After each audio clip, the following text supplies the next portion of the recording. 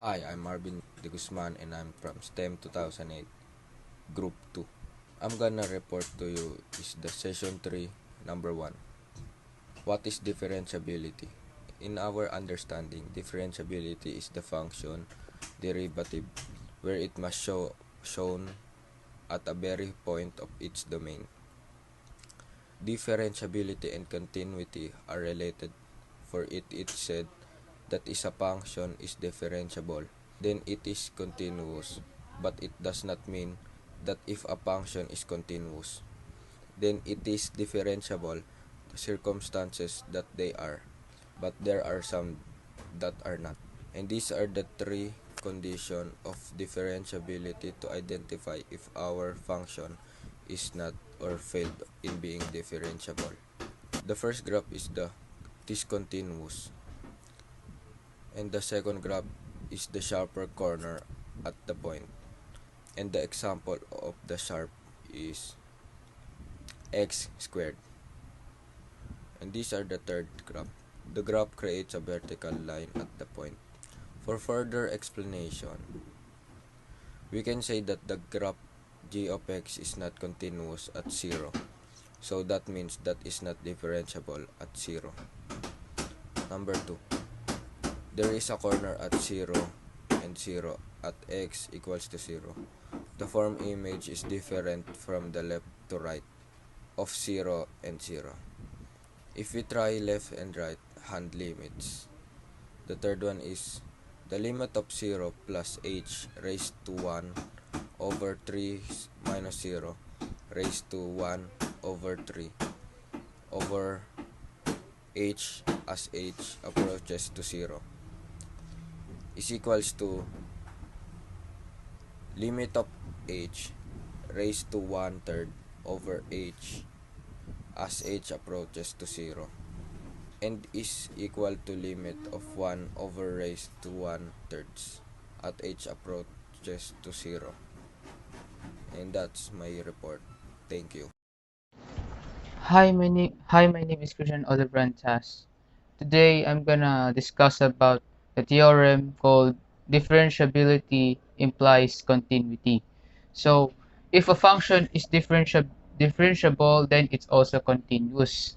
This property is very useful when working with functions, because if we know that a function is differentiable, we immediately know it's also continuous. So according to this slide, if a function f is differentiable at a, then f is continuous at a, since f is differentiable at a. So the formula says here is f prime a equals limit x raised to a fx minus fa over x minus a exists. Then limit x raised to a f over x fx minus fa bracket equals limit x raised to a x raised to a, then close parenthesis x minus a times fx minus fa x over x minus a. We will have no problem with this because x minus a uh, is not e- uh, is not equal to 0 for limit at a equals so it equals to limit x raised to a close parenthesis x minus a limit x raised to a fx minus fa over x minus a equals 0. Thus f prime a equals 0, hence limit x raised to a fx minus fa equals 0. And if we add the constant fa to both sides, we will get limit x raised to a fx equals fa, which is the definition of continuity of f at x equals a. So let's get to the examples. To further understand the theorem, let's look at these two examples. Example 1. f of x is equal to 2x plus 1. We must first find out if the function 2x plus 1 is differentiable. So we can use the formula limit of f of x sub 0 plus delta x minus f of x sub 0 over delta x. As delta x approaches to 0, we will substitute the values in the function to the given formula. We will be left with 2x plus 2 delta x plus 1 minus 2x minus 1 over delta x. We can then simplify our solution and we will be left with 2 delta x over delta x, or simply 2. The function has a derivative and is therefore differentiable. Since the derivative of the function is equal to 2, then it also means that the slope of a line is equal to 2. Also notice that the graph has no breaks or holes in it. Therefore, the function 2x plus 1 is a continuous function. Let's look at another example. F of x is equal to x squared plus x plus 3 at points negative 2, 5, and 2, 9. So just like the first example, we must first find out if the function is differentiable. We will use the formula limit of f of x sub 0 plus delta x minus f of x sub 0 over delta x as delta x approaches 0. By substituting the values in the given formula, we will get the quantity x plus delta x squared plus the quantity of x plus delta x plus 3 minus the quantity of x squared plus x plus 3 over delta x. We then evaluate the given equation.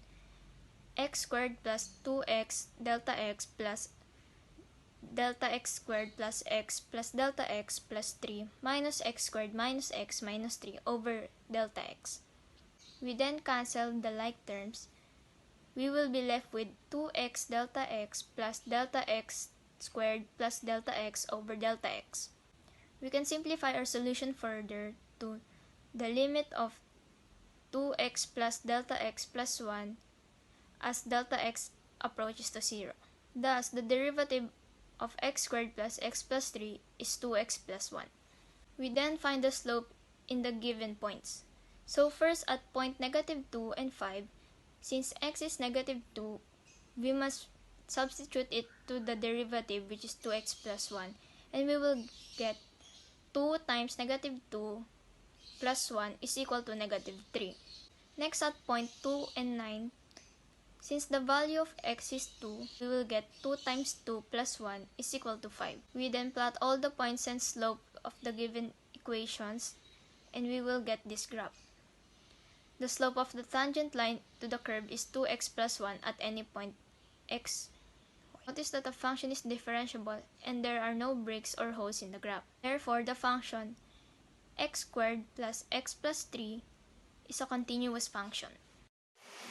Good evening everyone, I'm Nyjerel Cruz from STEM 2008 and I'm going to discuss about item number 3 in session 2. The converse of theorem in item number 2 is not always true. That is, continuity does not imply differentiability. So it is said in item number 2 that if function f is differentiable at a, then f is continuous at a. We all know that if the function is continuous, then the function is differentiable. But not all continuous function is differentiable, because not all functions are derivable. To be able to find if the function is differentiable, first you must derive the function for you to know if the function is differentiable and it is continuous. So it is true that continuity is not implied on differentiability, because there are steps in continuity that are not capable in differentiability. Like in real life situation, all types of rice are food, but not all food are rice, because all things are not the same, because there are certain limits that there are the same. Also, there are some process or step in a things that are not capable to others, and there are different ways to find the answer. That's all. Thank you. Let us suppose that a function f of x is differentiable at x is equals to a. To show that it is continuous, we need to show that the limit of f of x as x approaches to a is equals to f of a, or the limit of f of x minus f of a as x approaches to a is equals to 0. Because a limit only considers values close to the approaching value but not at that value, x minus a is not equals to 0. So we can multiply and divide by x minus a without having to worry about illegally dividing by 0. We have the limit of f of x minus f of a as x approaches to a is equals to the limit of f of x minus f of a over x minus a as x approaches to a times x minus a. We are able to evaluate this limit by considering those factors separately. The first factor is the derivative of f of x at x is equals to a, which we are given to be determined. To see why this is equivalent to the derivative, let x is equals to a plus h. The limit is as a plus h approaches a, which is equivalent to h approaching 0, and the expression becomes f of a plus h minus f of a over h, which by definition upon taking the limit, the second factor approaches 0 as x approaches a. Hence, our limit evaluates to f prime of a times 0 is equals to 0. So, the limit of f of x minus f of a as x approaches to a is equals to 0. Or the limit of f of x as x approaches to a is equals to f of a, proving continuity as desired. If f is differentiable at x sub 0, then f is continuous at x sub 0. But continuity does not imply differentiability. To prove, the limit of f of x as x approaches to x sub 0 is equals to f of x sub 0. The limit of f of x minus f of x sub 0 over x minus x sub 0 as x approaches to x sub 0 is equals to f prime x sub 0. The limit of f of x minus f of x sub 0 as x approaches to x sub 0 is equals to the limit of x minus x sub 0 times f of x minus f of x sub 0 over x minus x sub 0 as x approaches to x sub 0. The limit of x minus x sub 0 as x approaches x sub 0 times the limit of f of x minus f of x sub 0 over x minus x sub 0 as x approaches to x sub 0 is equals to 0 times f prime of x sub 0 is equals to 0. The limit of f of x as x approaches to x sub 0 is equals to f of x sub 0, which means f is continuous at x sub 0. F of x is modulus x is continuous but not differentiable at x is equals to 0. My name is Eliakim R. Maliñana. For number 4, if the piecewise function f of x is equals to ax plus b if x is greater than 3 and x squared if x is less than or equals to 3, determine the values of a and b that will make the function both continuous and differentiable at x is equals to 3. So in here, we have two equations to form another equation, which are f of x is equals to ax plus b and f of x is equals to x squared. For the first equation, since x is equals to 3, we substitute 3 to the x values. So it will become f of 3 is equals to ax plus b, then substitute the 3 to the values of x, it will become 8 times 3 plus b, then the answer will be 3a plus b. Same with the second equation, which is f of x is equals to x squared. We substitute 3 to the x values. So it will become f of 3 is equals to x squared. Then substitute the 3 to the x values. 3 squared is equals to 9. Now we combine the answers to form an equation, and the result will be 3a plus b is equals to 9.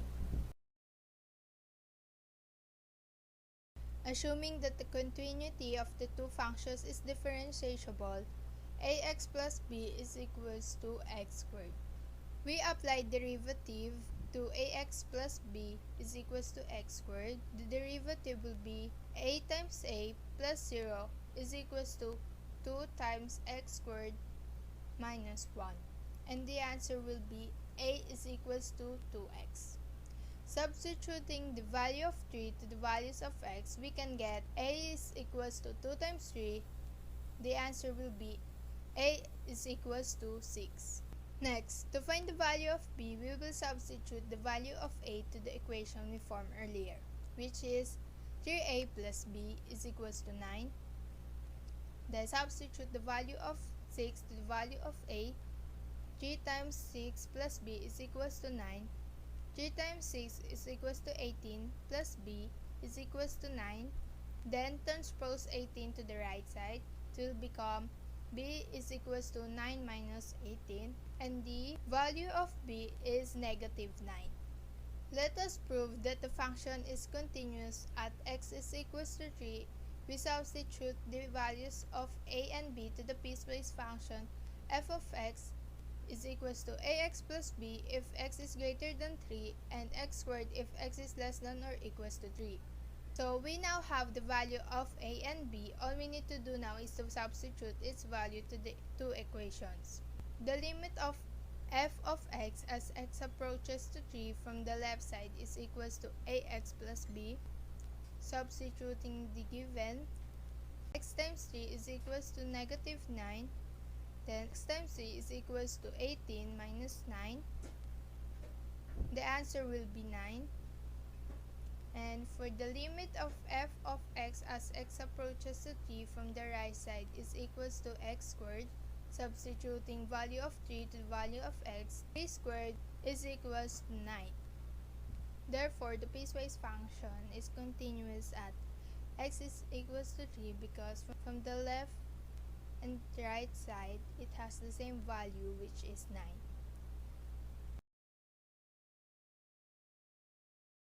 Using the 3 steps continuity test. First, f of a is defined. F of x is equals to x squared, substituting the value of 3 to the value of x. 3 squared is equals to 9. Second, the limit of a function f of x as x approaches to 3 is equals to 3 exists. And lastly, limit of a function f of x as x approaches to a is equals to f of a. We therefore conclude that the 3-step continuity test makes the continuous x is equals to 3.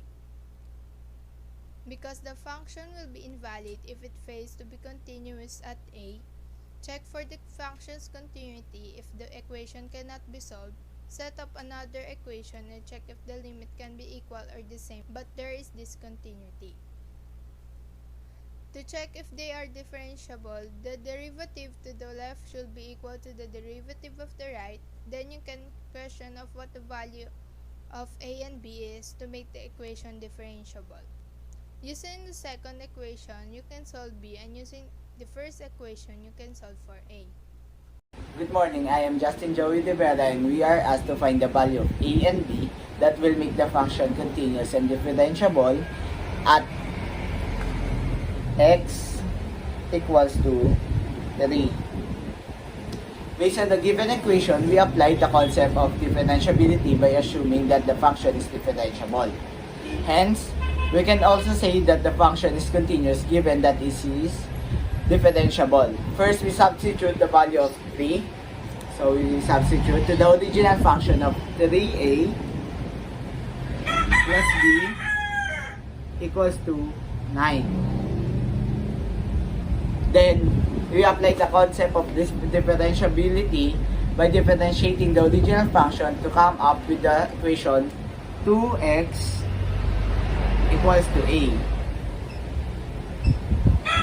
We substitute the value of x, so it will make 2. So we substitute the value of x equals to a. 6 equals to a. So now our value of a is equals to 6. we get the value of a. So we go to the equation. So it will make 3a plus b equals to 9. Substitute the value of a.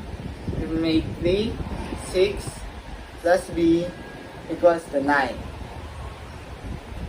It will make 18 plus b equals to 9. Transpose 18, so it will become b equals to 9 minus 18. Now b is equals to negative 9. We get the value of both. In addition to this is a theorem that if f of x is differentiable at x is equals to a, then f of x is also continuous at x equals to a. We are able to say that it is both continuous and differentiable since it is given function f of x is differentiable at x is equals to 3. It is continuous as well. We are able to apply the concept of differentiation by using the limit more specifically f prime a is equals to the limit of f of x minus f of a over x minus a. The x is approaches to a. Therefore, in this we are able to apply the differentiability as well as implying continuity. As stated above, we applied the concept by substituting the value of b to be able to get the value of a and b. But in order to get the value of b, we must first solve the value of a. Wherein afterward, we are now able to prove that the function of b is continuous as we must now substitute the value of a and b to the previous function, but now with the use of limits. And so we must see the left side and right side of the function is equals, and therefore the limit exists. And since it passed the 3-step continuity test, the given function is both differentiable as well as it implies the continuity. Thank you.